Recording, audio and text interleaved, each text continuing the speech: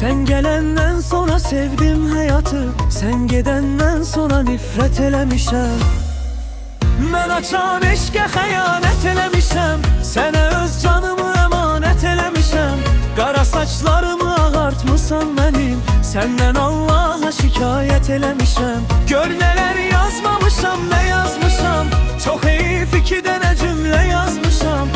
Öz həyatım adlı nəğmə yazmışam, sən olan yerini nəqarət eləmişəm. Mən açan eşqə xəyanət eləmişəm, sənə öz canımı əmanət eləmişəm. Qara saçlarımı ağartmısan mənim, səndən Allaha şikayət eləmişəm.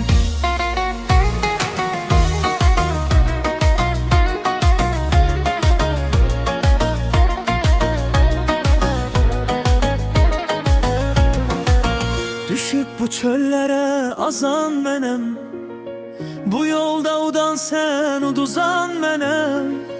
Bu sevgi nəğməsini yazan mənəm, özüm haqqında rəvayət eləmişəm.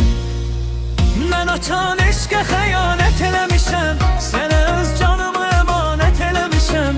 Qara saçlarımı ağartmısan mənim, səndən Allaha şikayət eləmişəm. Son görüşümüz yadıma düşdü yenə, nə dedim ki dedim ayrılma sənə.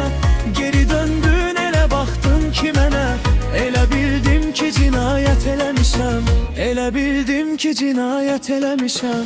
Mən açan eşqə xəyanət eləmişəm, sənə öz canımı əmanət eləmişəm.